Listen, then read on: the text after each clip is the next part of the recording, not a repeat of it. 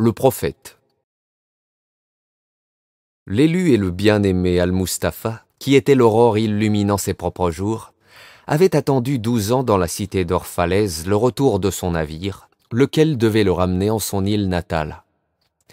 Au cours de la 12e année, au 7e jour de l'Ieloul, le temps de la moisson, il gravit la colline, et par-dessus les remparts, alors qu'il scrutait l'horizon, il aperçut son navire approcher avec la brume. Aussitôt les portes de son cœur s'ouvrirent avec force, et sa joie se précipita par-delà les mers. Puis, fermant les yeux, il se recueillit dans les silences de son âme. Mais comme il descendait la colline, une grande tristesse l'envahit, et il pensa en son cœur, « Comment pourrais-je m'en aller avec calme et sans regret ?» Non, ce n'est point sans une profonde blessure au cœur que je devrais faire mes adieux à cette cité. J'ai passé entre ces murs de trop longues journées de douleur et de trop longues nuits de solitude. Lorsqu'arrive le moment de se libérer de la souffrance et de la solitude, comment le faire sans regret? J'ai laissé trop de mon âme au détour de chacune de ces rues, comme 1000 images dispersées de ma mémoire, et mon attente s'est communiquée. D'elle a essaimé cette multitude d'enfants nus qui errent de ci de là dans les collines, et que je ne saurais quitter sans que m'en pèse la douleur. Ce n'est pas une couronne que je pourrais rejeter du jour au lendemain. C'est une peau qu'il me faut déchirer de mes propres mains. Ce n'est pas quelques souvenirs que je laisse derrière moi, mais un cœur que ta faim et ta soif ont adouci. Cependant, je ne peux différer mes adieux plus longtemps. La mer, qui rappelle toute chose, me réclame, et je dois prendre le large. Car séjourner ici encore, malgré les heures brûlantes de la nuit, c'est transir et devenir de glace, et s'enfermer dans un moule. Il y a tant de choses ici que j'emporterais volontiers avec moi. Mais comment le pourrais-je?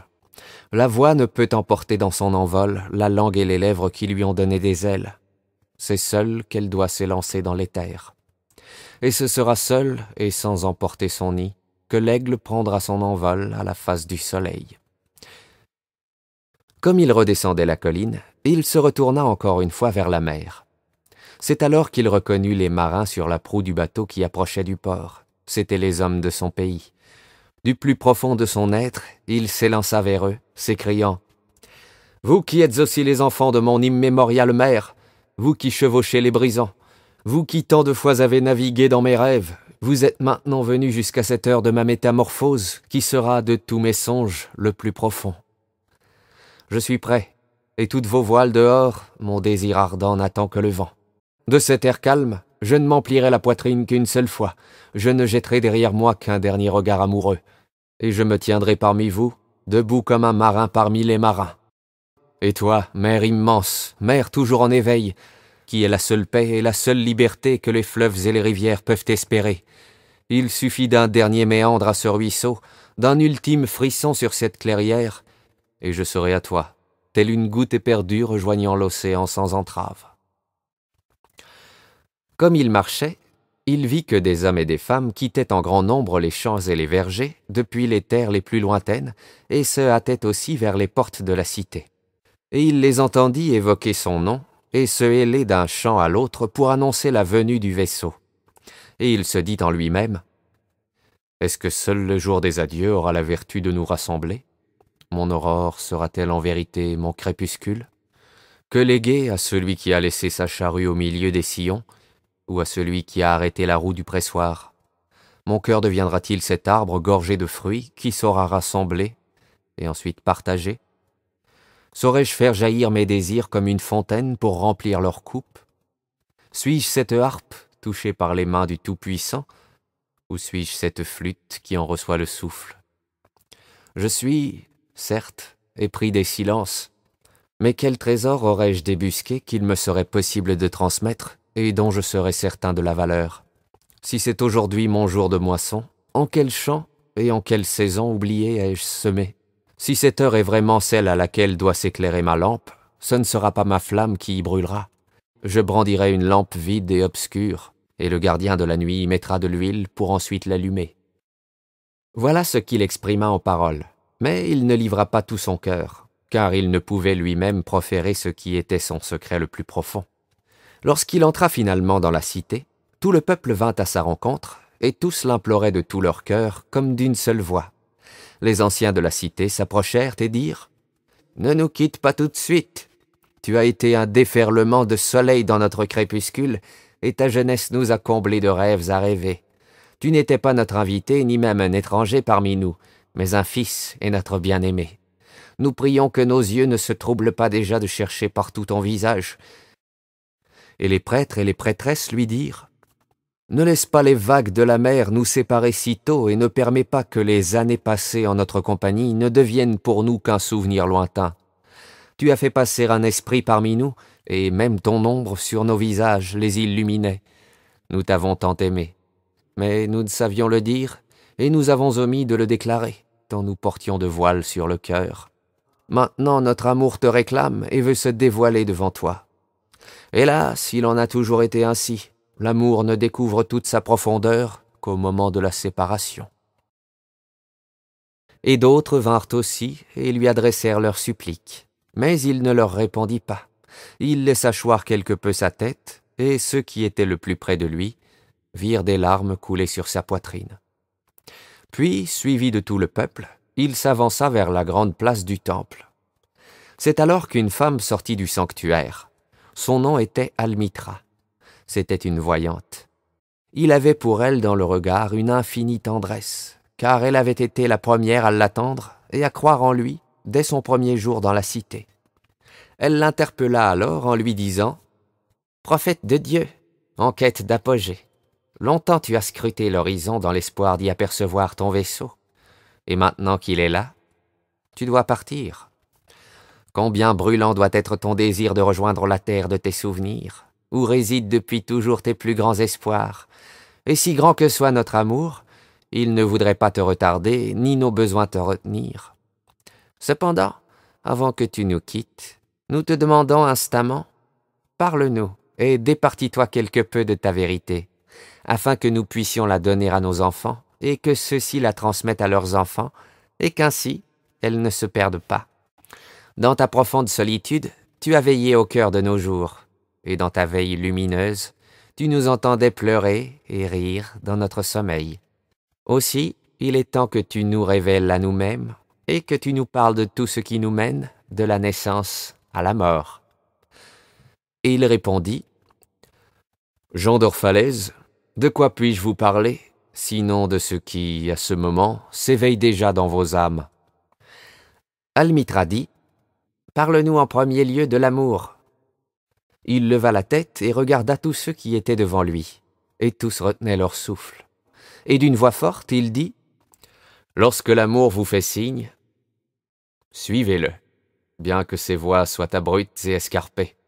Et lorsque ses ailes vous enveloppent, abandonnez-vous à lui, quoiqu'il ait un dard acéré caché parmi ses plumes qui pourrait vous blesser.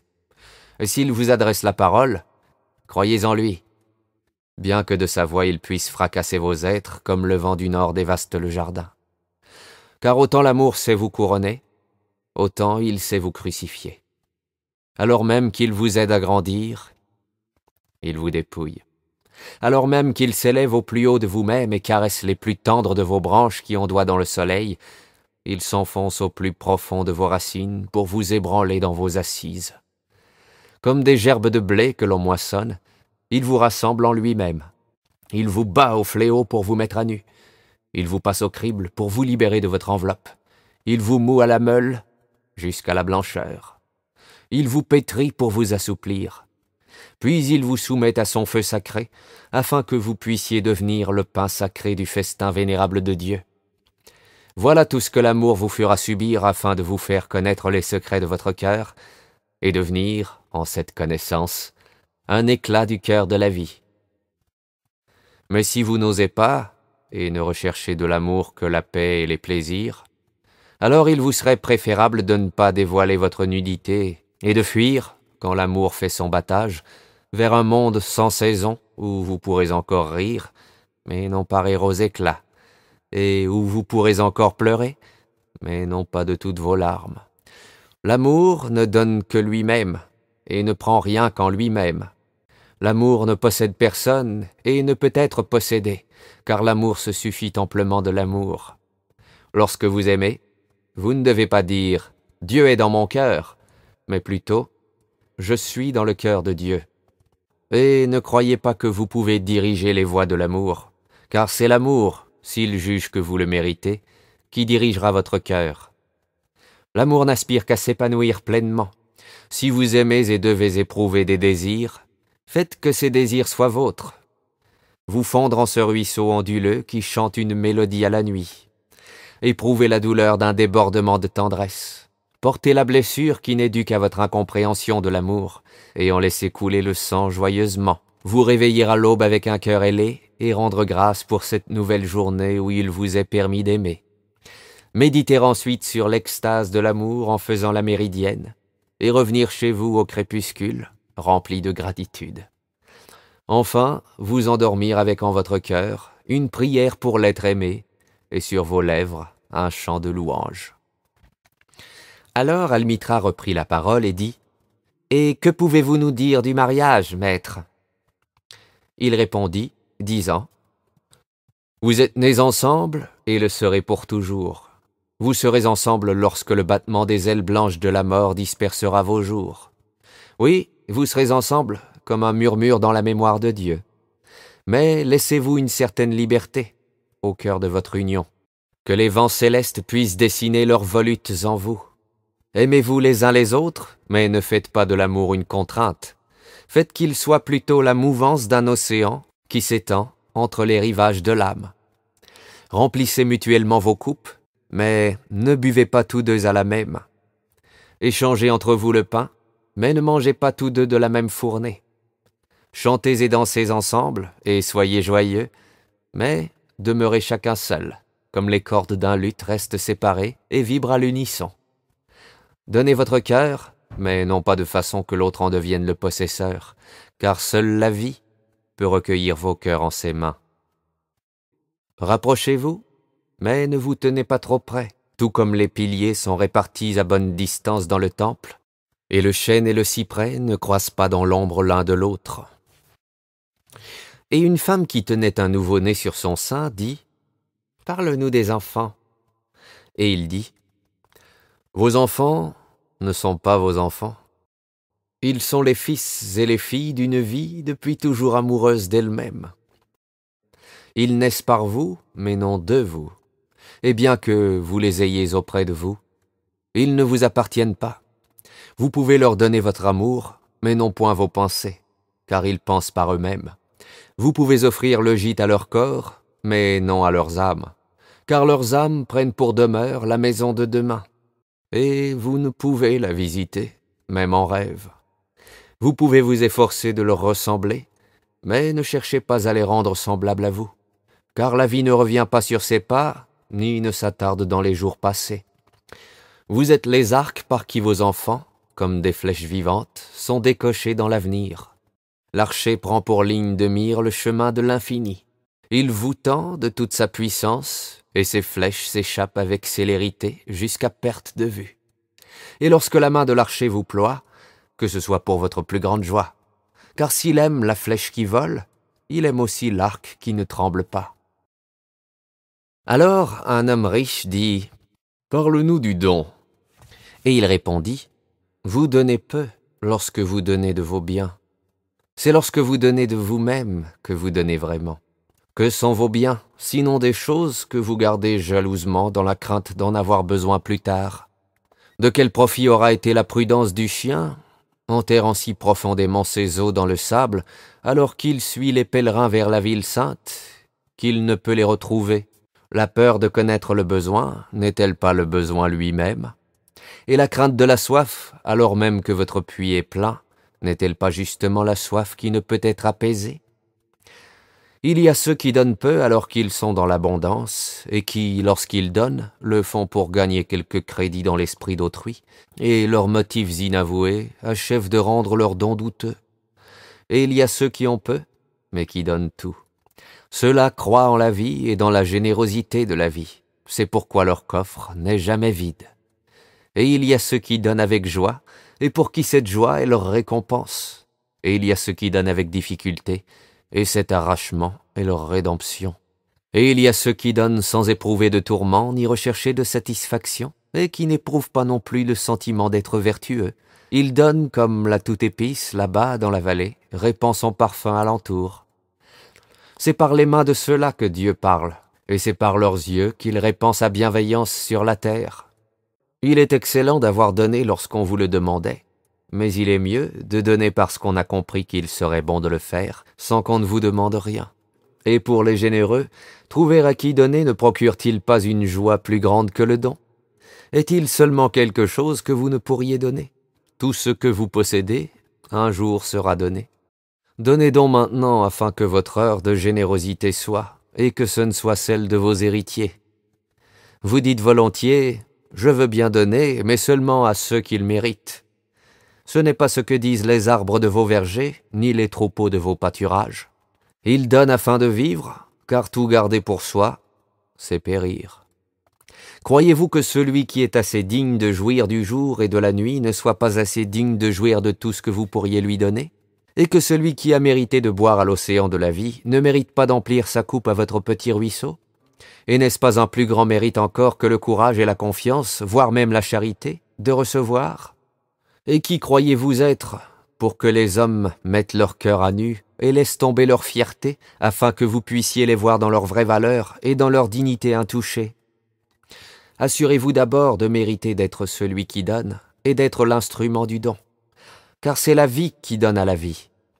Vous, qui prétendez être celui d'où provient le don, n'êtes qu'un témoin. Quant à vous qui recevez, et vous tous recevez, ne portez surtout pas le poids de la gratitude, de crainte qu'elle devienne un joug sur vos épaules et sur celles de celui qui donne. Au contraire, considérez ces dons comme des ailes avec lesquelles vous pourrez vous élever avec celui qui donne. Car si vous vous sentez par trop endetté, vous finirez par douter d'une générosité qui a la terre inépuisable pour mère et Dieu pour père. Alors un vieil homme, tenancier d'une auberge, s'avança et dit « Parle-nous du manger et du boire. » Et il dit « Si seulement vous pouviez vivre du parfum de la terre, et comme la plante, vous contenter de lumière. Mais puisque vous devez tuer pour manger, et ravir au nouveau-né le lait de sa mère pour étancher votre soif, faites alors que ce soit un acte de dévotion, et faites de votre table un autel sur lequel ne soit immolé le pur et l'innocent de la forêt et de la plaine que pour ce qui est encore plus pur et innocent en l'homme. Lorsque vous tuez une bête, dites-lui dans votre cœur, « Par cette même loi inexorable qui t'abat, je serai moi aussi abattu et condamné, car la puissance qui t'a livré entre mes mains me livrera à des mains plus fortes. Ton sang et mon sang ne sont jamais que la sève dont se nourrit l'arbre du ciel. Et lorsque vous croquez une pomme, dites-lui en votre cœur, « Tes semences germeront dans mon corps, et tes bourgeons à venir fleuriront dans mon cœur, et mon haleine sera ton parfum, et les saisons seront pour toi comme pour moi une réjouissance. Et à l'automne, lorsque vous vendangerez les raisins et vos vignes pour le pressoir, dites en votre cœur, « Je suis aussi une vigne, et mon fruit sera cueilli pour le pressoir, et comme le vin nouveau, je serai gardé dans des amphores éternelles. Quand l'hiver venu vous boirez de ce vin, ayez une chanson au cœur pour chaque coupe que vous en aurez tirée, et qu'il y ait, dans votre chanson, une pensée pour les jours d'automne, pour la vigne et pour le pressoir. » Alors un laboureur dit « Parle-nous du travail. » Et il répondit, disant « Vous travaillez pour vous maintenir au diapason de la terre et de son âme, car rester oisif, c'est laisser passer les saisons dans l'indifférence et sortir du cortège de la vie avançant majestueusement et en fière soumission vers l'infini. Lorsque vous travaillez, vous devenez une flûte au cœur de laquelle le murmure lancinant des heures devient musique. Lequel d'entre vous voudrait encore être un roseau indolent et silencieux, alors qu'autour de vous tout chante à l'unisson? Vous avez toujours entendu dire que le travail était une malédiction et le labeur une misère. Mais je vous dis maintenant, lorsque vous travaillez, vous accomplissez en partie le plus vieux rêve de la terre, dont vous êtes tous devenus les dépositaires, aussitôt que ce rêve advint. C'est en continuant à vous appliquer à votre travail que vous aimez véritablement la vie. Et aimer la vie par le travail, c'est la rejoindre en sa nature la plus secrète. Mais si, dans un moment de désarroi, vous voyez dans votre naissance une affliction, et dans la nécessité d'assurer votre subsistance, une malédiction dont vous portez la marque sur le front. Alors je vous dirai, seule la sueur de votre front saura en effacer la marque infamante. Vous avez également entendu dire que la vie n'est que ténèbres, et dans votre lassitude, vous ne pouvez que répéter ce que disent les éreintés. Quant à moi, je vous assure que la vie, en effet, ne peut être que ténèbres si on n'y rencontre pas l'élan d'une passion. Et cette passion n'est qu'aveuglement si elle n'est pas guidée par la connaissance. Et toute connaissance est vaine, sauf dans un travail. Et tout travail n'est que vacuité s'il se fait sans amour. Lorsque vous travaillez avec amour, vous resserrez vos liens envers vous-même, envers les autres et envers Dieu. Et qu'est-ce que travailler avec amour? C'est tirer de votre cœur chaque fil de l'étoffe que vous tissez, comme si cette étoffe devait être portée par la personne de votre choix. C'est construire une maison avec le plus grand soin, comme si elle était destinée aux personnes qui vous tiennent le plus à cœur. C'est semer les grains avec émotion, pour en récolter le fruit avec joie, comme si tous vos bien-aimés avaient à s'en nourrir. C'est insuffler en tout ce que vous façonnez la marque de votre esprit, et savoir que pendant ce temps, tous les défunts dont vous chérissez le souvenir vous assistent et vous veillent. Je vous ai si souvent entendu répéter, à la façon de ceux qui parlent dans leur sommeil, celui qui travaille le marbre et qui parvient à découvrir dans la pierre la forme de son âme est plus noble que celui qui laboure la terre. Et celui qui parvient à coucher l'arc-en-ciel sur la toile pour le mettre à portée de la sensibilité humaine est plus que celui qui fait des sandales pour nos pieds. Mais je parle quant à moi, non point dans la torpeur du rêve, mais dans l'éclat du midi, et je dis que le vent ne se fait pas plus caressant pour les chênes géants que pour le plus frêle de tous les brins d'herbe. Et seul sera grand celui qui saura faire entendre dans la voix du vent un chant que l'amour aura rendu plus profond et plus doux. Et c'est par le travail que l'amour devient apparent. Et si vous ne pouvez travailler avec cœur, mais seulement avec dégoût, il vaut mieux pour vous de quitter votre ouvrage et de vous asseoir aux portes du temple pour recevoir l'aumône de ceux qui retirent une joie de leur travail. Car si vous n'êtes pas consciencieux dans la cuisson du pain, vous cuirez un pain amer qui ne rassasiera qu'à moitié la faim de l'homme. Et si vous pressez les raisins de mauvaise grâce, vous distillerez le poison de la rancœur dans le vin. Et si d'aventure vous pouviez chanter avec les anges, sans pour autant aimer le faire, vous détourneriez à tout jamais des oreilles de l'homme les voix du jour et de la nuit. Alors une femme dit, « Parle-nous de la joie et de la tristesse. » Et il répondit, « La tristesse devient une joie lorsqu'on la connaît mieux. Du même puits d'où jaillissent vos rires ont souvent débordé vos larmes. Et comment serait-il autrement? Plus profonde est la blessure laissée par les chagrins, d'autant elle pourra contenir la joie. La coupe fraîche où vous dégustez le vin, n'est-elle pas celle-là même qui fut brûlante dans le four du potier? Et le luth où votre âme trouve une si grande plénitude, n'est pas ce même bois qui fut évidé à coups de ciseaux? Quand vous éprouvez la joie, sondez votre cœur. Il vous apparaîtra que seul ce qui vous a procuré du chagrin peut maintenant vous procurer de la joie.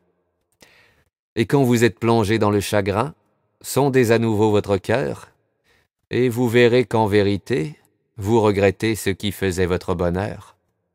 Certains d'entre vous disent volontiers, « La joie est sans limite et plus grande que la tristesse. » D'autres disent, « Non, la tristesse est plus forte. » Mais moi, je vous dis qu'elles sont inséparables. L'une ne va pas sans l'autre. Et si vous êtes attablés avec l'une d'entre elles, n'oubliez pas que l'autre ne saurait être trop loin, reposant peut-être sur votre lit. En vérité, vous êtes suspendus comme les deux plateaux de la balance, oscillant entre vos joies et vos tristesses. Ce n'est que lorsque les plateaux seront vides que vous trouverez équilibre et stabilité. Lorsque le trésorier soulève la balance par le milieu pour soupeser son or et son argent, vous ne pouvez empêcher que vos peines et vos joies vous déséquilibrent. Alors un maçon vint vers lui et dit, « Parle-nous de nos foyers. » Et il répondit, « Bâtissez d'abord en imagination un berceau de verdure au cœur de la forêt, avant de vous ériger une maison dans l'enceinte de la ville. Car de même qu'il vous sera donné de retrouver le foyer au soir de votre vie, de même le voyageur en chacun de vous permettra-t-il de retrouver le lointain et la solitude. Votre maison est votre deuxième corps. Elle s'épanouit au soleil et sommeille dans la quiétude d'une nuit, l'illuminant par le rêve. Votre maison ne rêve-t-elle pas? Par le rêve, ne lui arrive-t-il pas de quitter la ville pour se perdre dans les broussailles et se hisser au sommet des collines? Ah, si je pouvais tenir toutes vos maisons dans ma main, et comme un semeur, les disperser dans les forêts et les prairies.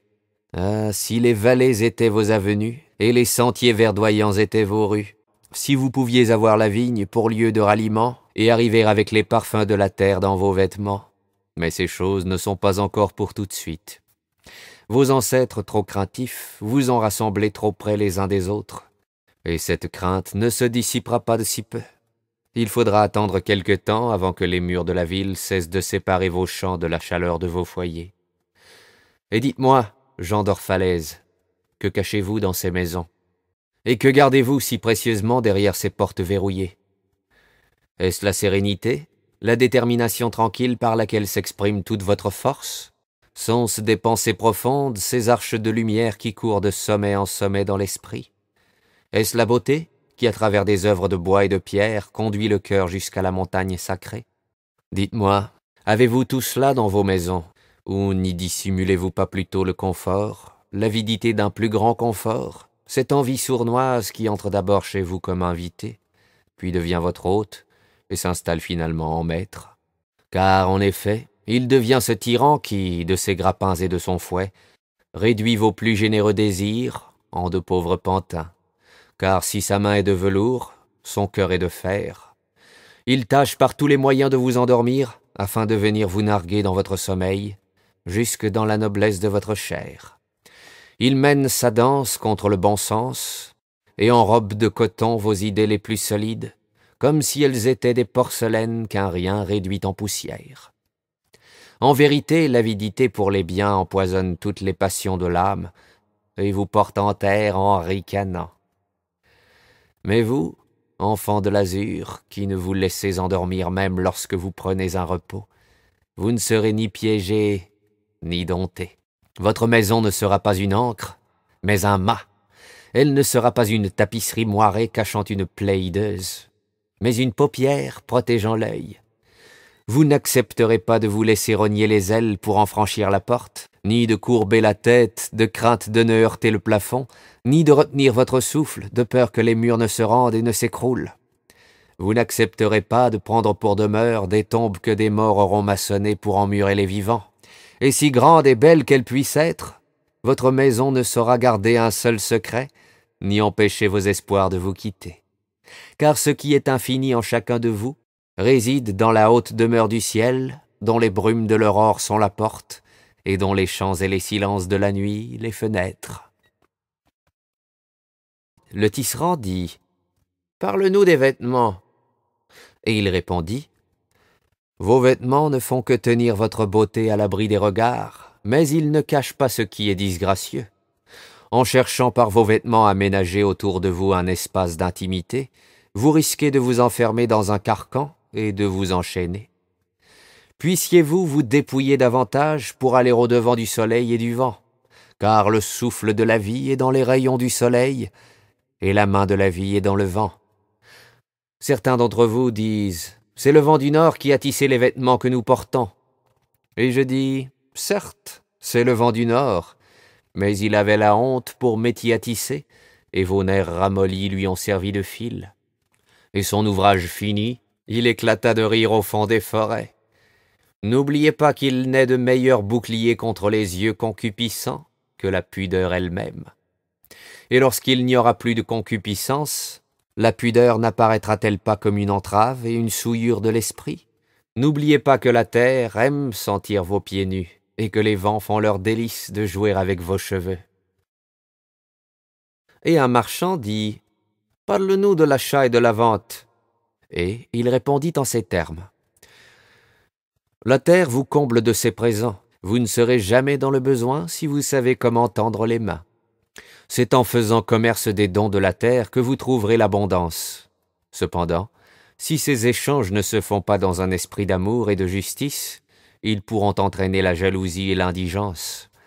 Vous qui peinez sur la mer, les champs et les vignes, lorsque vous rencontrez les tisserands, les potiers et les épiciers sur la place du marché, invoquez tous ensemble le maître esprit de la terre pour qu'il se manifeste parmi vous et sanctifie vos balances, vous faisant accorder à chaque chose la valeur qui lui est due. Et ne permettez pas à ceux qui ne font rien de leurs mains de prendre part à vos transactions et de payer votre labeur avec de beaux discours.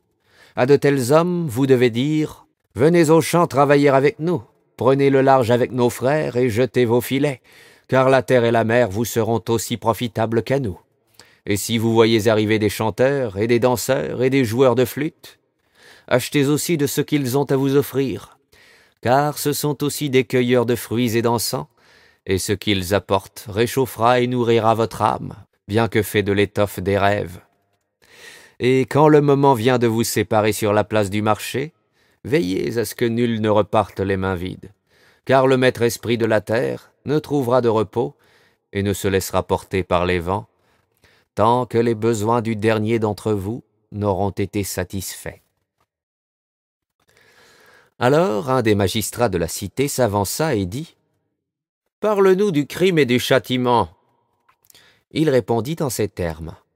« C'est lorsque votre esprit se laisse errer au gré des vents, et lorsque vous êtes seuls et laissés à vous-même, que vous commettez des fautes envers les autres et par le fait même, envers vous-même. Et c'est pour cette faute dont vous êtes coupable qu'il vous faudra frapper et patienter longtemps à la porte des bienheureux, avant que l'on ne vienne ouvrir. Votre moi divin est comme l'océan, rien ne pourra jamais l'affecter.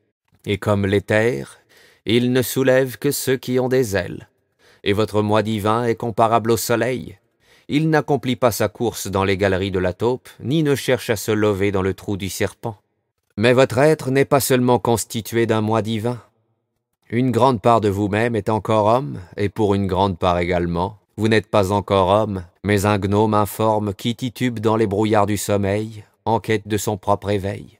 Ceci dit, c'est de l'homme en vous que j'aimerais vous entretenir. Car c'est bien lui, et non pas votre moi divin, ou encore le gnome égaré dans les brouillards, qui sera confronté au crime et son châtiment. Je vous entends souvent parler de tous ceux dont la conduite est répréhensible, comme s'ils ne faisaient pas partie des vôtres, qu'ils étaient de purs étrangers, et seulement des intrus dans votre voisinage. Mais je dis que comme le saint et le juste ne peuvent s'élever au-dessus de ce qu'il y a de plus noble en chacun de vous, ainsi le fourbe et le faible ne peuvent choir plus bas que ce qu'il y a de plus bas en chacun de vous. Et tout comme une feuille ne jaunit pas sans que tout l'arbre soit en cause, celui qui fait le mal ne peut l'accomplir sans une volonté cachée en tous. Car c'est tous ensemble que vous marchez vers votre moi divin. Vous êtes à la fois la route et les pèlerins.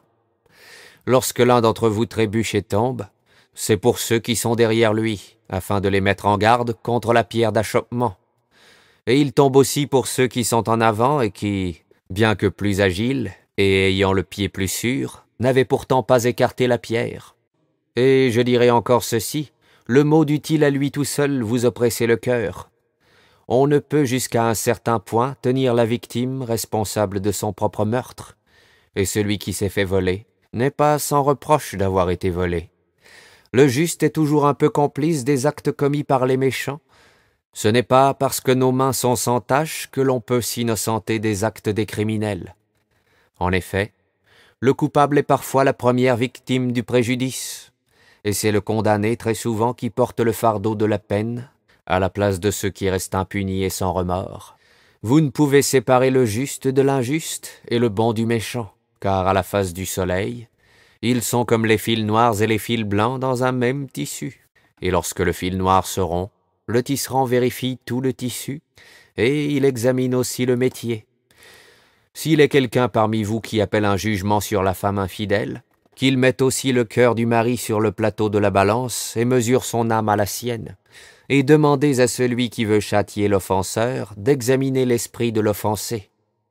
Et s'il en est parmi vous qui, au nom de la droiture, réclament le châtiment et veulent porter la cognée dans l'arbre du mal, qu'ils commencent par regarder ses racines.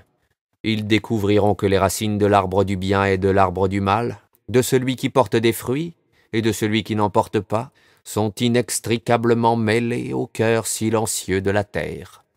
Et vous, juges qui voulez être justes, quelle peine réservez-vous à celui qui commet ses vols en esprit, tout en restant parfaitement honnête dans les actes de sa chair? Et quel châtiment imposerez-vous à ceux qui tuent dans la chair après avoir été tués dans l'esprit? Et comment poursuivrez-vous ceux qui abusent de notre confiance et font usage de la violence, quand ils sont eux-mêmes cruellement lésés et persécutés?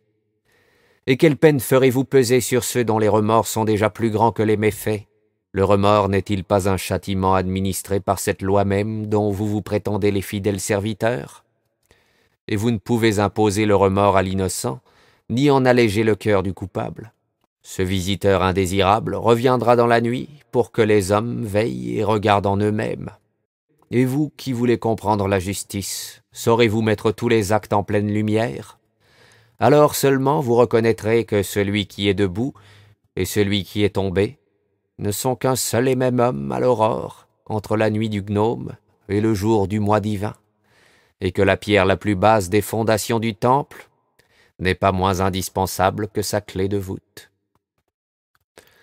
Alors un avocat dit « Qu'en est-il de nos lois, maître ?»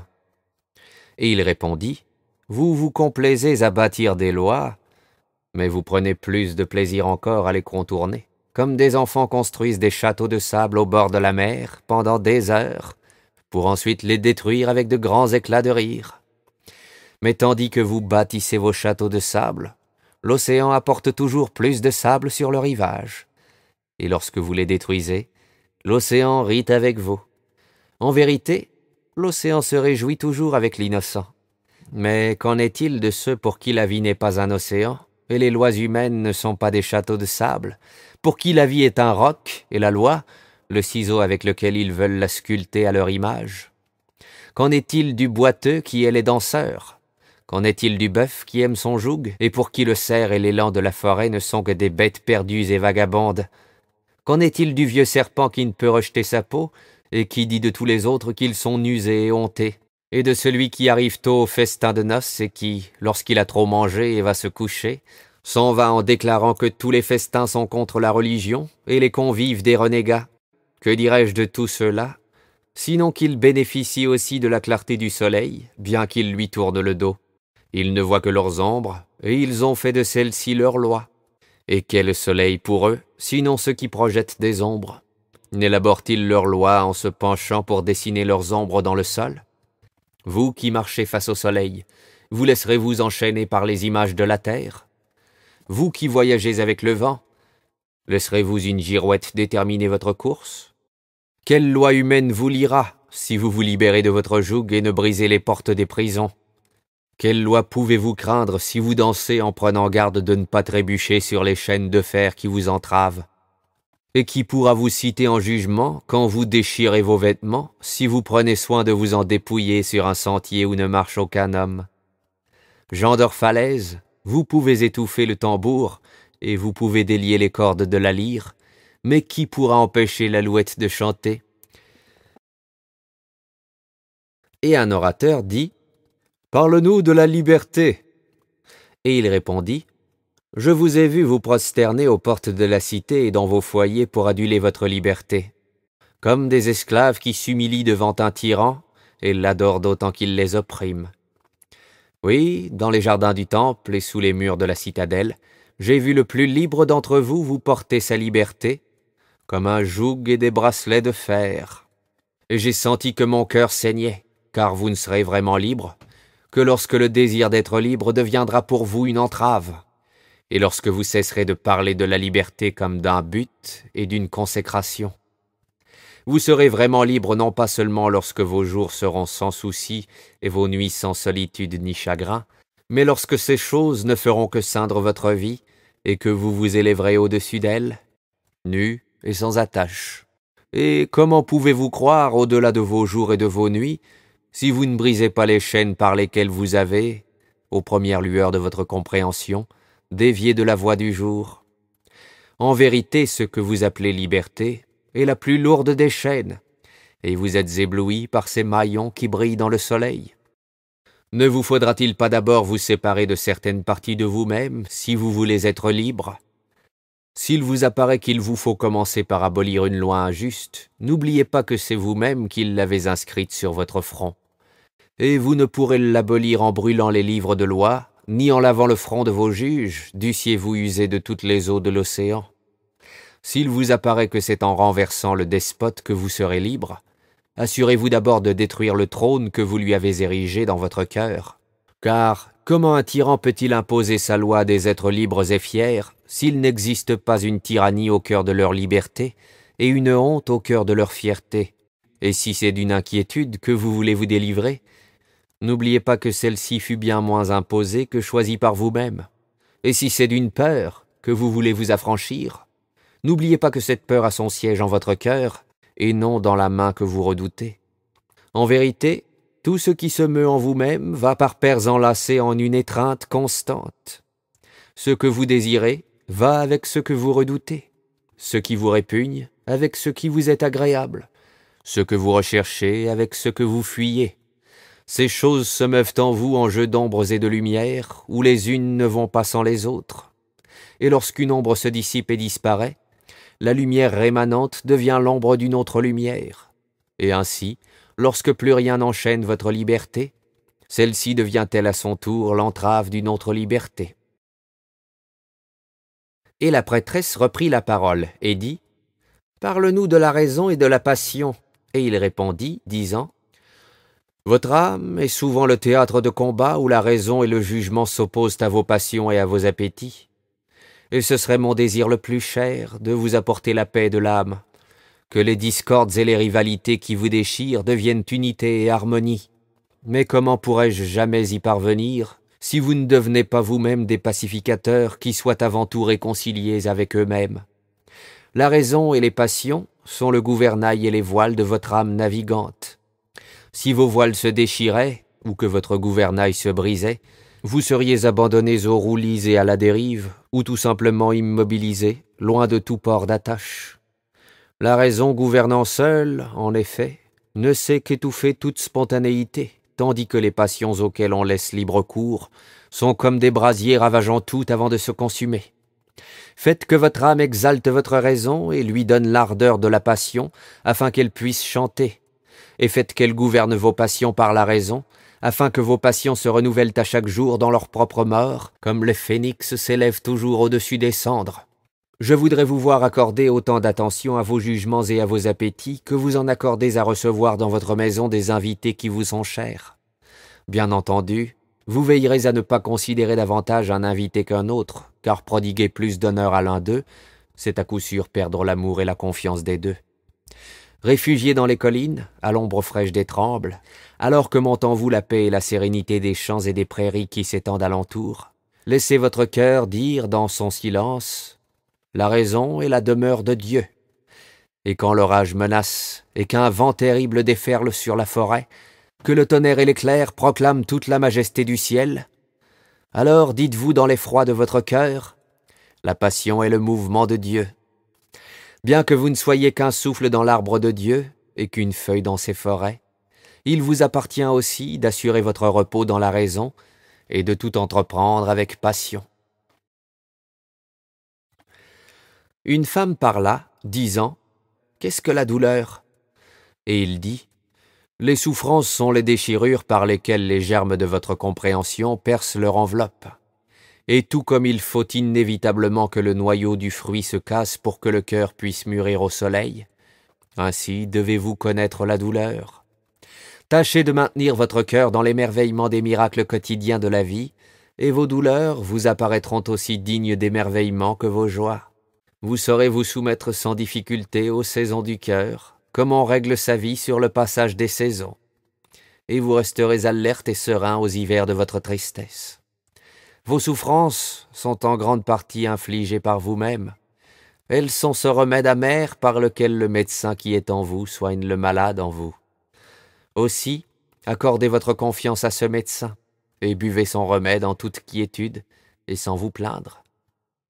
Bien qu'elle vous paraisse brutale et sans ménagement, sa main est guidée par la main bienveillante de l'invisible. Et si elle brûle vos lèvres, la coupe qu'il vous tend n'en a pas moins été façonné par le potier lui-même, d'une argile détrempée de ses larmes sacrées. Et un homme dit, « Parle-nous de la connaissance de soi. » Et il répondit, disant, « Vos cœurs contemplent en silence les secrets du jour et de la nuit, mais vos oreilles languissent de s'emparer de cette connaissance du cœur. Vous voudriez cerner avec des mots ce que vous avez toujours pressenti par la pensée, et sans doute voulez-vous aussi toucher du doigt le corps nu de vos songes. Il est aussi bien que ce soit ainsi. La source profonde de votre âme doit jaillir et ruisseler sourdement vers la mer. Les trésors de vos profondeurs abyssales étincelleront dès lors dans votre regard. Mais ne mettez pas dans la balance vos trésors incommensurables. Ce n'est pas avec la perche ou la sonde que vous connaîtrez la profondeur de votre savoir, car votre être est une mer immense. Ne dites pas « j'ai trouvé la vérité », mais plutôt « j'ai trouvé une vérité ». Ne dites pas « j'ai trouvé la voie unique de l'âme », dites plutôt « je me suis découvert à l'âme dans mon cheminement », car l'âme chemine par tous les sentiers. L'âme n'avance pas sur les grandes routes bien tracées, elle ne pousse pas aveuglément comme le roseau. L'âme s'ouvre à sa propre déhiscence, comme un lotus aux innombrables pétales.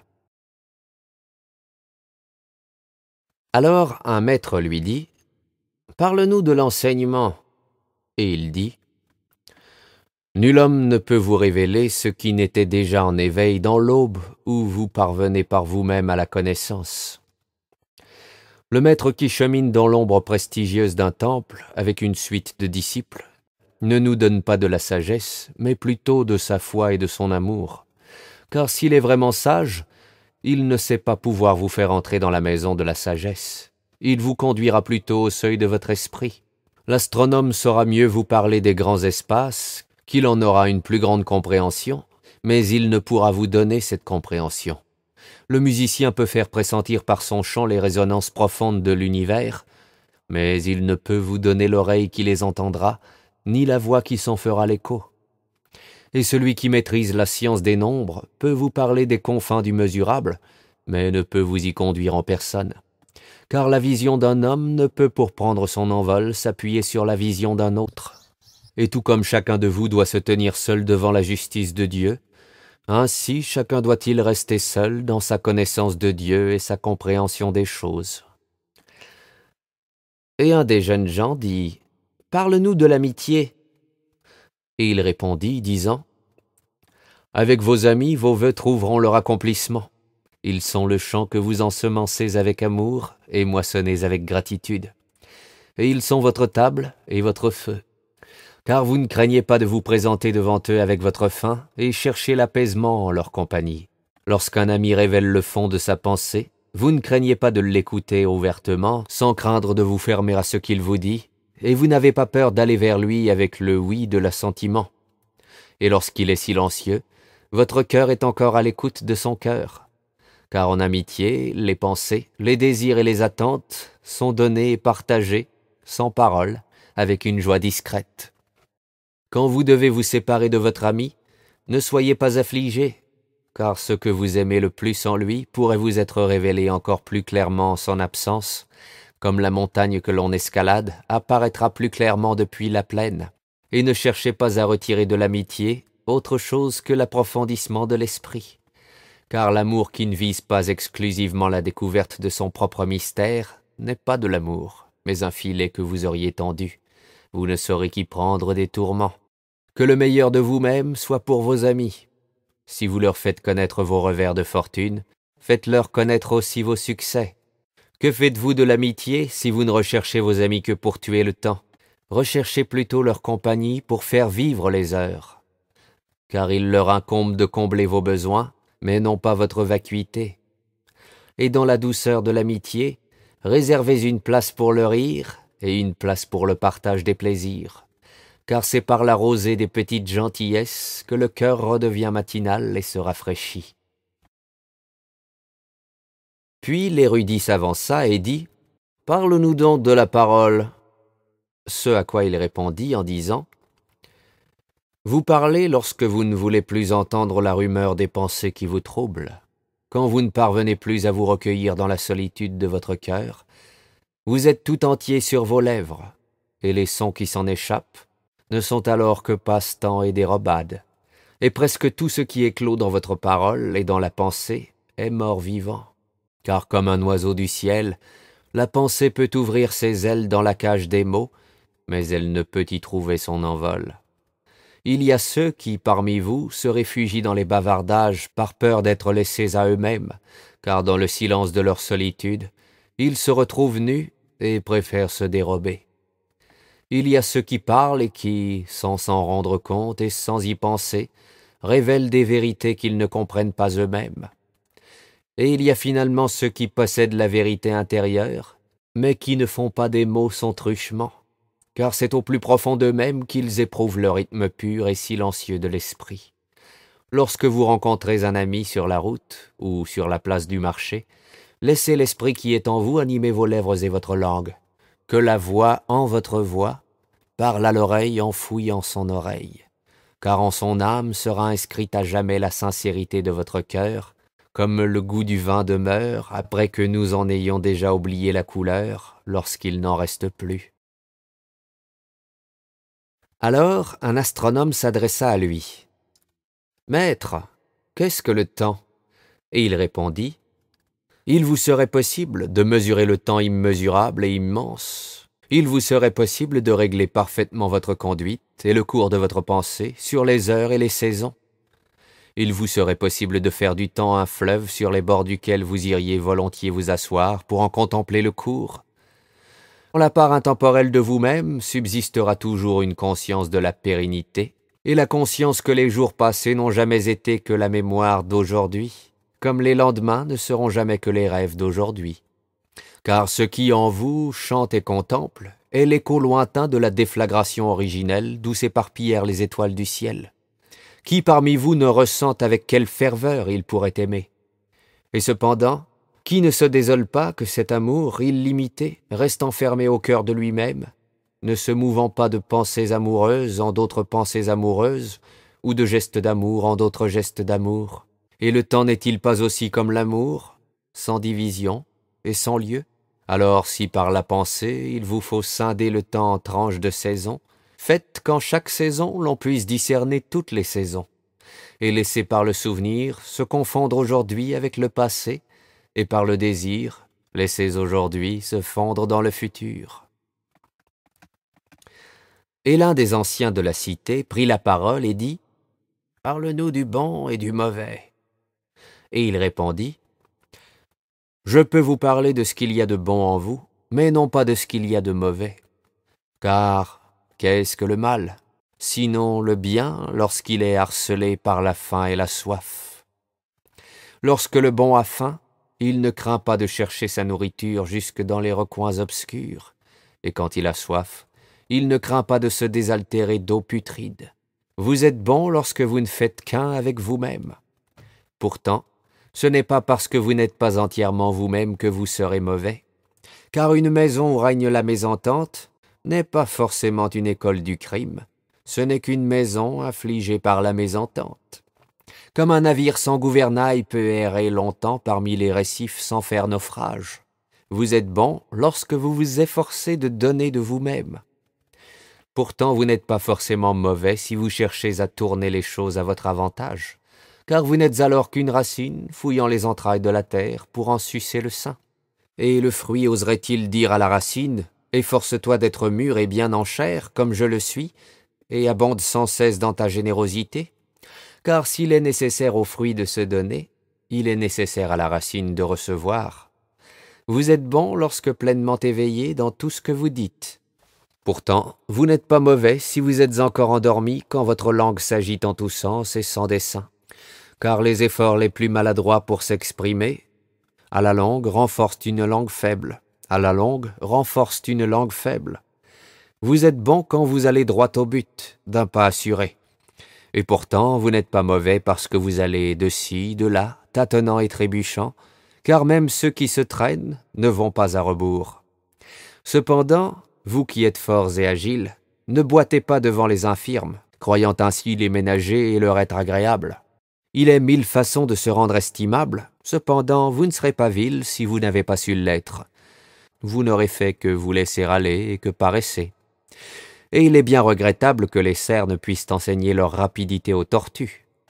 Votre désir de vous fondre tout entier en l'immensité est ce qu'il y a de plus noble en vous, et il y a ce désir en chacun de vous. Mais pour certains, ce désir est si violent que, tel un torrent impétueux, il emporte avec lui le mystère des collines et le chant des forêts, les précipitant dans la mer.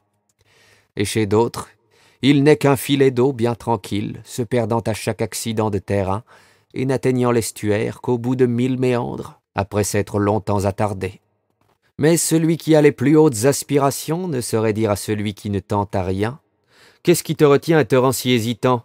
Car celui qui est vraiment bon ne demande pas aux démunis « Où sont tes richesses ?» ni à celui qui n'a pas de toit « Qu'as-tu fait de ta maison ?» Alors une prêtresse dit « Parle-nous de la prière. » Et il répondit « Vous venez à la prière dans la détresse et le besoin. Puissiez-vous prier également lorsque vous êtes porté par la joie et connaissez vos jours les plus heureux. Car qu'est-ce que la prière, sinon ce qui s'ouvre en vous à la vie de l'univers? Si vous éprouvez quelque soulagement à épancher vos noirs tourments vers le ciel, vous éprouverez un plus grand bonheur à donner libre expression à l'éclosion de votre cœur. Et si votre âme ne parvient à vous inspirer la prière que lorsque vous êtes en pleurs, elle doit vous talonner sans cesse, malgré vos pleurs, pour vous l'inspirer lorsque vous riez. Avec la prière, vous allez, dans la pureté de l'air, à la rencontre de tous ceux qui sont également absorbés dans la prière en cet instant et que vous n'auriez jamais rencontrés autrement. Aussi, faites que ces heures passées dans ce temple invisible soient d'extase et de douce communion. Car si ce n'est que pour demander une faveur que vous vous élevez dans ce temple, vous n'en recevrez point. Et si c'est pour vous mortifier, vous ne serez pas relevé. Et même si c'est pour solliciter des faveurs pour autrui, vous ne serez pas exaucé. Estimez-vous heureux d'avoir seulement pu vous élever jusqu'à ce temple invisible. Je ne peux vous dire en quels mots prier. Dieu n'entend pas les paroles qui lui sont adressées quand il ne les a pas lui-même déposées sur vos lèvres. Je ne peux vous faire entendre la prière des mers et des forêts et des montagnes, car c'est en votre cœur que vous découvrirez cette prière, puisque vous êtes nés des montagnes, des forêts et des mers. Il vous suffit de vous mettre à l'écoute, dans le calme profond des nuits, pour les entendre murmurer. Mon Dieu, qui est de chacun de nous-mêmes la part éthérée, c'est par ta volonté en nous que nous voulons, c'est par ton désir en nous que nous désirons. C'est par ton élan en nous que nos nuits, qui sont aussi les tiennes, seront transfigurées en des jours qui seront aussi les tiens. Nous ne pouvons rien te réclamer, car tu connais nos besoins, avant même que nous les ressentions. Tu es notre manque, et en nous ayant donné de toi-même, tu nous as tout donné. Alors un homme, que l'on ne voyait dans la cité qu'une fois l'an, s'avança et dit « Parle-nous du plaisir. » Il répondit, disant « Le plaisir est un champ de liberté, mais il n'est pas la liberté. C'est l'éclosion de vos désirs, mais ce n'est pas leur fruit. C'est un approfondissement qui appelle une culmination, mais il n'est ni gouffre ni sommet. C'est l'oiseau en cage prenant son essor, mais ce n'est pas le vaste ciel où il vole. Certes, le plaisir est un chant de liberté. Et s'il est une chose à laquelle j'aspire, c'est de vous voir le chanter de tout votre cœur. Pourtant, je ne me permettrai pas que vous perdiez votre souffle à le chanter. Vos jeunes gens, pour la plupart, recherchent la jouissance comme si c'était tout ce que l'on peut désirer, et ils sont jugés et réprimandés pour cela. Je ne voudrais ni les juger ni les condamner. Je les exhorterai à chercher plus loin. Car s'ils trouveront encore la jouissance, ils ne la trouveront pas seuls. La jouissance a 7 sœurs, et la moindre d'entre elles dépasse la jouissance encore en beauté. N'avez-vous pas entendu parler de cet homme qui a trouvé un trésor en cherchant des racines potagères? Quant aux plus anciens, ils ont choisi, pour la plupart, de ne pas se souvenir de leurs heures de plaisir, et ils croient devoir en avoir honte, comme si elles n'étaient que des moments d'égarement ou d'ivresse. Mais le remords ne fait que nous engourdir la conscience, il ne peut la purifier. Ceux-là devraient plutôt penser à leur plaisir de jadis avec gratitude, comme d'une bonne récolte après l'été. Toutefois, si cela peut leur donner bonne conscience d'entretenir le remords, laissez-leur ce réconfort.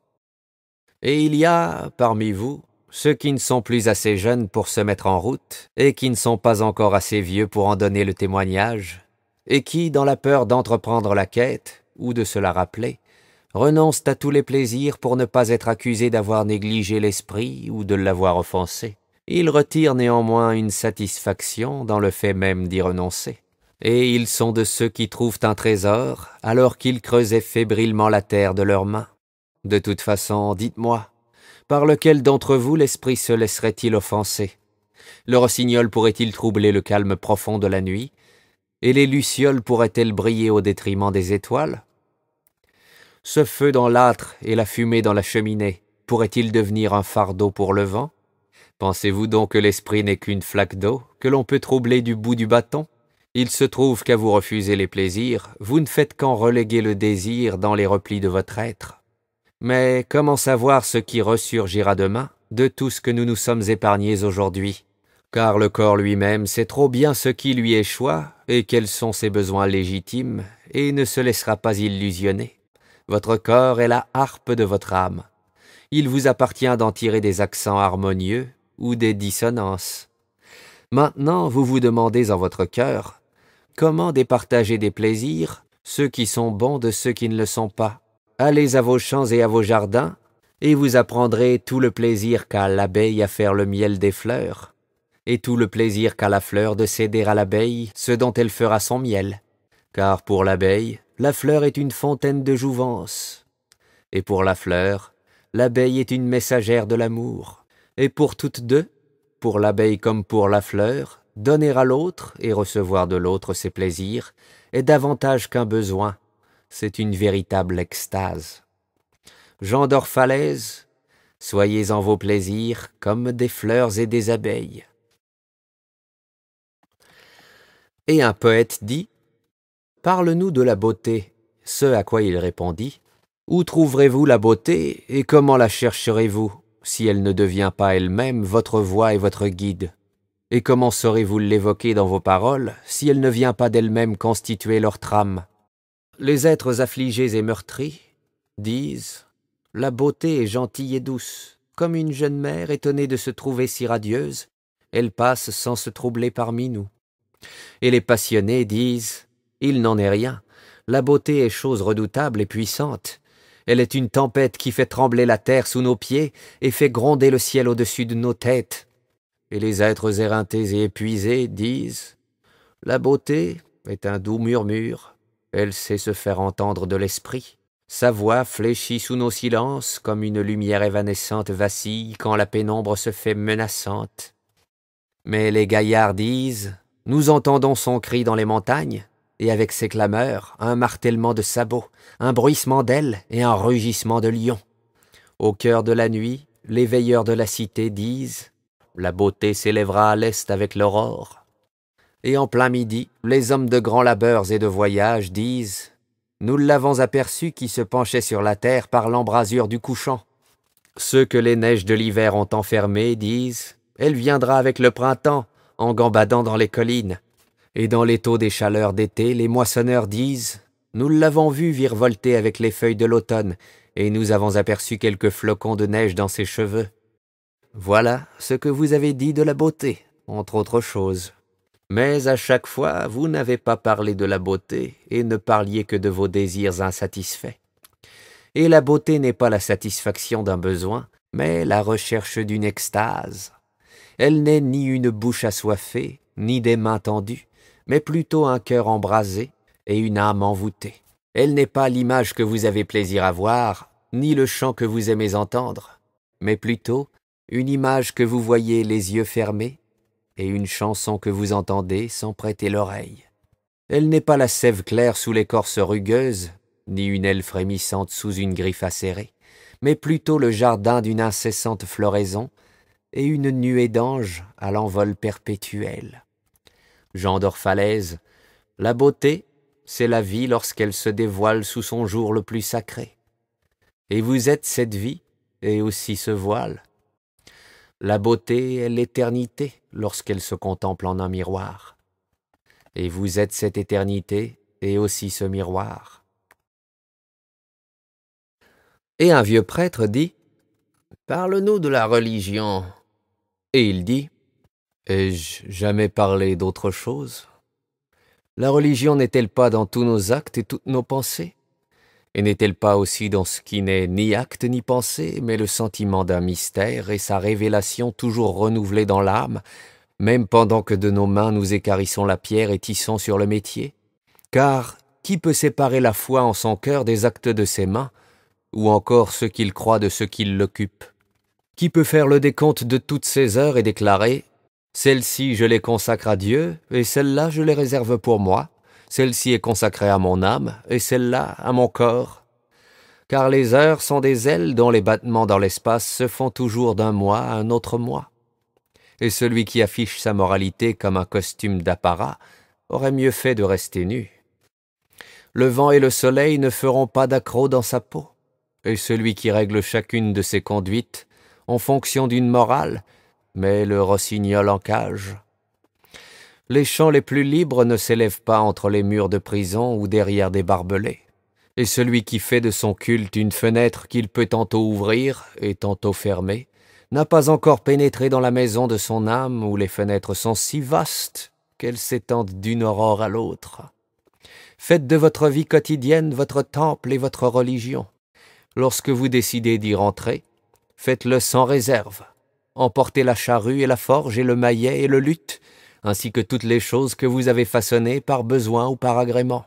Car dans la rêverie la plus élevée, vous ne surpasserez jamais vos meilleures réalisations et vous ne tombez jamais plus bas que vos échecs les plus douloureux. Et tâchez d'emmener avec vous tous les hommes, car dans le culte le plus fervent, vous ne pourrez jamais vous exaucer au-dessus de leurs espoirs, ni vous prosterner plus bas que leur désespoir. Si vous avez le désir de connaître Dieu, ne croyez pas le trouver dans la résolution d'énigmes. Regardez plutôt autour de vous, et vous le verrez qui joue avec vos enfants. Et regardez le ciel, et vous le verrez marcher avec les nuages, tendre ses bras dans l'éclair, et descendre sur vous avec la pluie. Vous verrez son sourire dans les fleurs, et dans chaque arbre, vous verrez ses mains qui s'élèvent et dansent. » Alors Almitra prit la parole, disant « Nous voulons maintenant savoir ce qu'est la mort. » Et il dit « Si vous pouviez percer à jour le secret de la mort, où le pourriez-vous, sinon dans le cœur de la vie? La chouette dont les yeux nyctalopes sont aveugles à la clarté du jour ne peut pénétrer le mystère de la lumière. Si vous voulez vraiment contempler l'esprit de la mort, ouvrez-vous de tout votre cœur au grand corps de la vie, car la vie et la mort ne sont qu'une seule et même chose, comme les fleuves et l'océan ne sont ultimement qu'une seule chose. Au cœur de vos espoirs et de vos désirs, vous avez une connaissance ineffable de l'au-delà. Et comme les semences frémissent de désir sous la neige, ainsi votre cœur rêve au printemps. Soyez à l'écoute de vos rêves, car c'est en ceux-ci que sont cachées les portes de l'éternité. Votre hantise de la mort n'est que le trouble que ressent le berger qui comparaît devant le roi, au moment où celui-ci lui fait l'honneur d'étendre la main sur lui. Le berger n'est-il pas rempli de joie, malgré son appréhension, à l'idée de recevoir une telle marque d'estime de la part d'un roi? N'est-il pas davantage en état de comprendre cette appréhension? Car qu'est-ce que mourir, si ce n'est offrir sa nudité au vent et s'évaporer sous le soleil? Et cesser de respirer, n'est-ce pas libérer le souffle de son cycle lancinant, pour qu'il s'élève et s'épanche dans le ciel, s'élançant vers Dieu, libéré de toute attache? Quand vous aurez bu au fleuve du silence, alors vous chanterez vraiment. Et quand vous serez parvenu au sommet de la montagne, alors commencera enfin votre ascension. Et quand la terre réclamera votre dépouille, alors vous danserez vraiment. » Mais déjà la nuit tombait, et Almitra, la voyante, dit « Que ce jour, ce lieu et l'esprit qui nous a parlé soient à jamais consacrés dans notre cœur. » Et il répondit « Est-ce bien moi qui ai parlé? Ne me fallait-il pas aussi entendre ce qui a été dit? » Alors, comme il commençait à descendre les marches du temple, tout le peuple se mit à le suivre.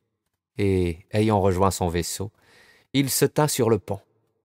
Il se tourna alors de nouveau vers le peuple, puis, en élevant la voix, il leur dit « Gens d'Orphalaise, le vent me presse de vous quitter. Bien que je ne sois pas dans une aussi grande hâte que le vent, il me faut partir.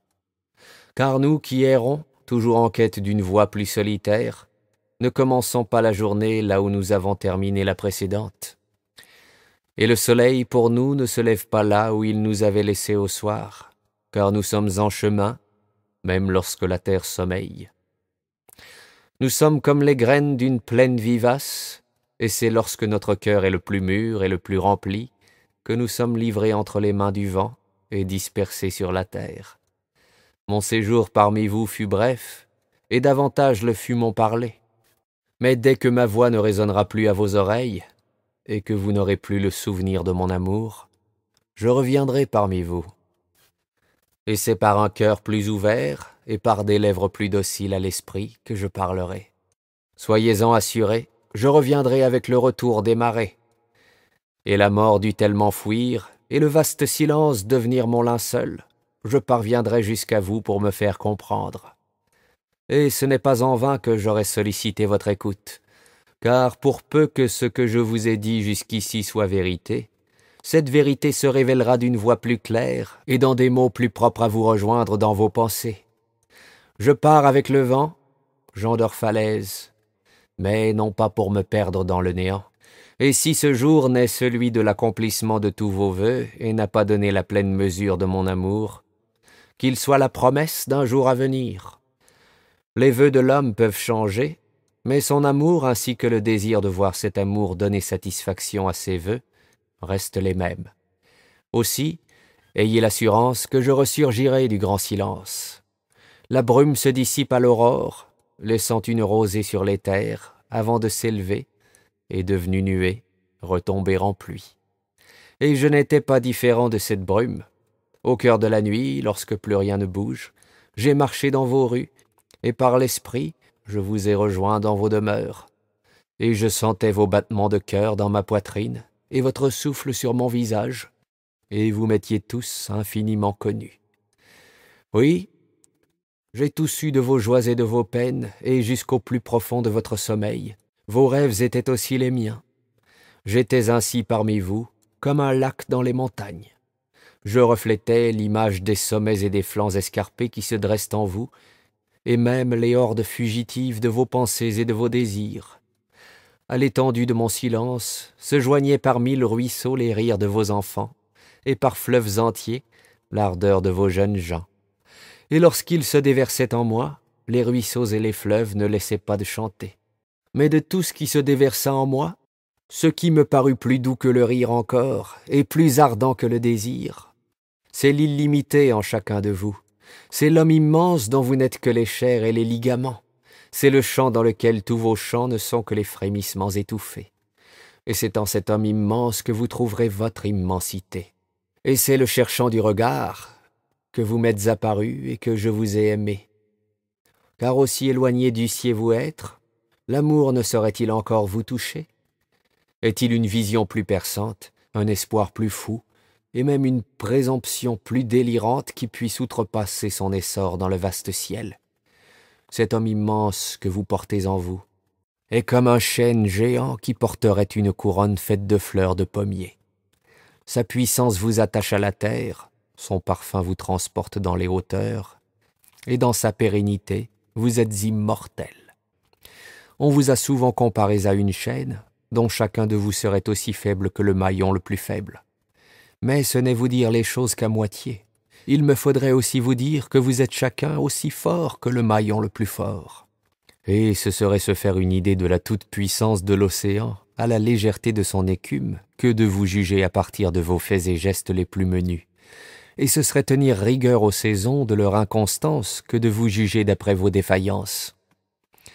Oui, vous êtes comme un océan. De nombreux navires restent échoués sur vos rivages en attente de la marée, mais vous ne pouvez hâter l'afflux des eaux, car même l'océan ne peut le faire. Oui, et vous êtes également comme les saisons. Bien qu'en votre hiver vous semblez ne plus croire en votre printemps, il est un printemps qui se lève en vous. Il a un sourire sur ses lèvres ensommeillées et ne se laissera offenser par le doute. Ne croyez surtout pas que je dis toutes ces choses afin que vous puissiez vous dire après « Il ne tarissait pas de louanges, il nous a vus sous notre meilleur jour ». C'est que je ne prends soin de ne mettre en mots que ce dont vous avez déjà connaissance dans la pensée. Et la connaissance par les mots n'est-elle pas l'ombre d'une connaissance silencieuse? Vos pensées et mes paroles ne sont que les pulsations d'une mémoire scellée où se trouve enfermée la chronique des jours anciens, ainsi que des jours immémoriaux où la terre ne savait rien de nous, ni d'elle-même, ainsi que des nuits où la terre était en proie aux convulsions de son chaos. Une lignée d'hommes sages sont venus parmi vous pour vous donner la sagesse. Mais moi, je suis venu pour que vous me donniez une part de cette sagesse que vous aviez déjà. Et voici que j'ai trouvé quelque chose qui est encore plus désirable que la sagesse. C'est un feu sacré en chacun de vous, qui ne cesse de s'aviver lui-même et de prendre de l'ampleur parmi vous. Et pourtant, vous restez indifférents à son progrès, et ne faites que vous lamenter sur la vaine dispersion de vos jours, alors qu'il s'agit de la vie elle-même qui s'est mise en quête de la vie dans les corps transis par la peur de la mort. Pourtant, ce lieu n'est pas un sépulcre. Voyez plutôt ces montagnes et ces plaines comme un berceau et un seuil sacré. Et même au cimetière, où sont ensevelis vos ancêtres, regardez bien comme vous y passez, et vous ne manquerez pas de vous y voir danser main dans la main avec vos enfants. Car plus souvent que vous ne le croyez, vous participez à de telles réjouissances. D'autres sont venus à vous, auxquels vous avez donné richesse, puissance et gloire en échange de quelques promesses dorées. Et envers moi, qui ne vous ai même pas fait de promesses, vous avez été encore plus généreux. Vous m'avez donné une soif plus profonde de la vie. Certes, on ne peut pas faire de plus grand présent à un homme que de rendre tous ses désirs plus vifs et ses lèvres plus assoiffées, et de faire de la vie une fontaine toujours jaillissante. Et il n'est rien qui m'honore et me récompense autant, à chaque fois que je vais boire à la fontaine, que d'y trouver l'eau vivante, elle-même assoiffée. Et elle me boit pendant que je m'en désaltère. Certains d'entre vous me croient trop fier et trop timide pour recevoir vos présents. J'ai en effet trop de fierté pour prendre votre argent, mais j'accepte volontiers vos présents. Et si je me suis nourri de baies dans les collines, quand vous m'auriez voulu assis à votre table, et si j'ai dormi sous le portique du temple, quand vous m'auriez volontiers hébergé, le souci constant que vous avez eu de mes jours et de mes nuits n'a pas moins rendu la nourriture douce à ma bouche, et n'a pas moins orné mon sommeil de visions. C'est pour ce souci de chaque instant que je vous suis le plus reconnaissant. Votre générosité est sans limite, et vous ne le savez même pas. Certes, la générosité qui se contemple dans un miroir est vite changée en pierre, et une bonne action qui se désigne en termes flatteurs a tôt fait de parrainer un juron.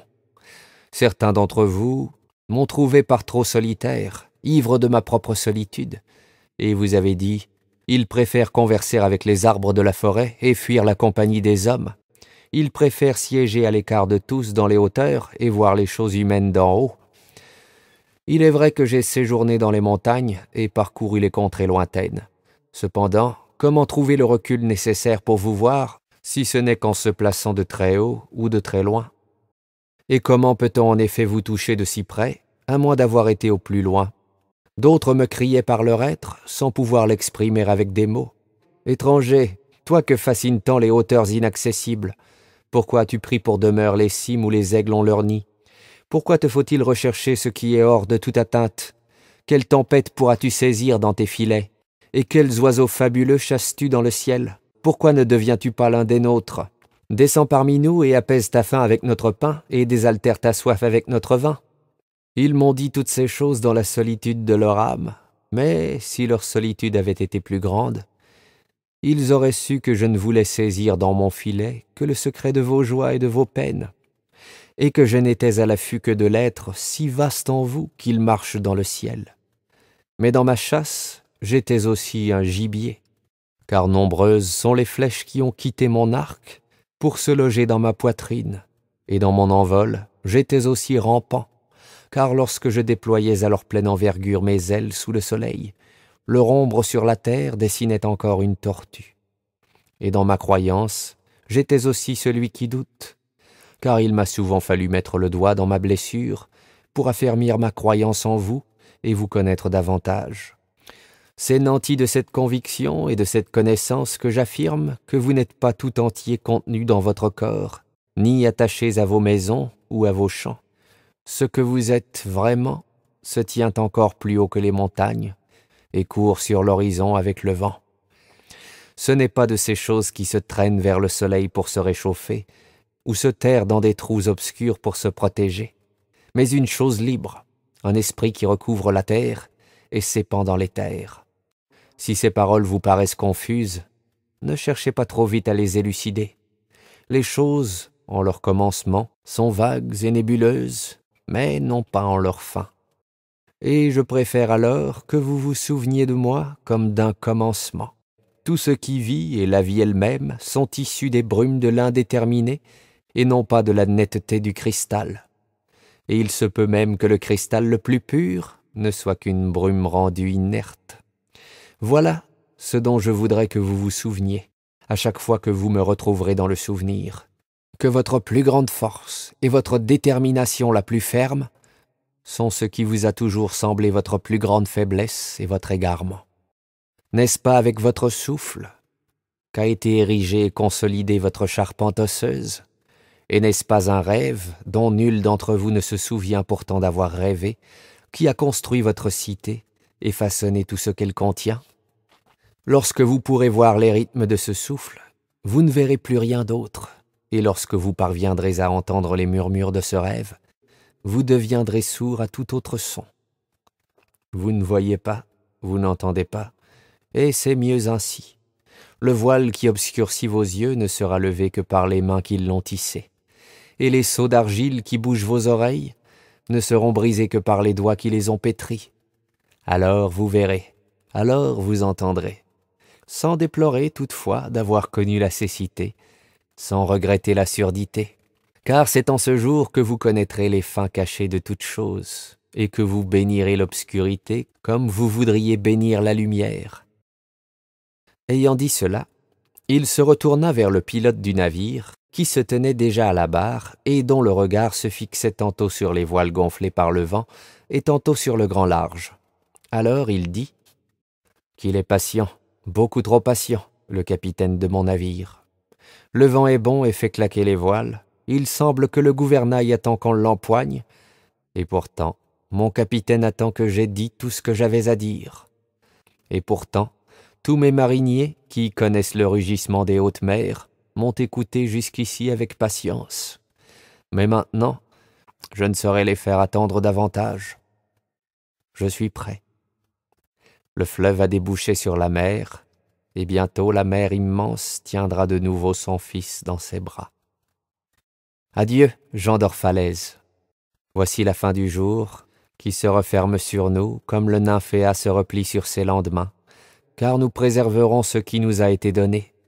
Et si cela ne suffit pas, alors nous devrons nous retrouver et tendre tous ensemble nos mains vers celui qui est la source de tous les dons. N'oubliez pas que je vous reviendrai. Avant longtemps, mon désir rassemblera la poussière et l'écume pour se faire un autre corps. Avant longtemps, lors d'une brève accalmie de tous les vents, une autre femme me donnera naissance. Je vous fais mes adieux ainsi qu'aux jeunes années que j'ai passées avec vous. Il me semble que c'était à peine hier que nous avons fait cette rencontre dans un rêve. Vous avez alors élevé vos chants autour de ma solitude, et de vos aspirations, j'ai façonné une tour dans le ciel. Mais aujourd'hui, notre sommeil a été troublé, et notre rêve s'achève. Ce n'est plus l'aube. Le flux de la lumière est sur nous, notre conscience vaporeuse est devenue un jour éclatant, et il est temps de nous séparer. Peut-être nous sera-t-il donné de nous rencontrer une fois de plus dans les franges crépusculaires de la mémoire. Alors, nous parlerons de nouveau, et ce chant que vous me ferez entendre sera plus profond. Et quand nos mains se joindront encore une fois dans le rêve de se réunir, ce sera de nouveau pour construire tous ensemble une tour dans le ciel. » Comme il disait cela, il fit signe aux marins, et ayant aussitôt levé l'ancre et dégagé le navire de ses amarres, ils remontèrent vers l'est. Alors un cri s'éleva comme d'un même cœur, et s'élança dans le crépuscule pour aller résonner sur l'étendue de la mer, comme une trompe de brume. Seule Almitra restait silencieuse, qui cherchait à ne pas perdre de vue la forme évanescente du navire dans le lointain. Et alors que tout le monde était parti, elle demeura seule sur le bord de mer, et dans le fond de son cœur, elle se remémorait ses dernières paroles. Avant longtemps, lors d'une brève accalmie de tous les vents, une autre femme me donnera naissance.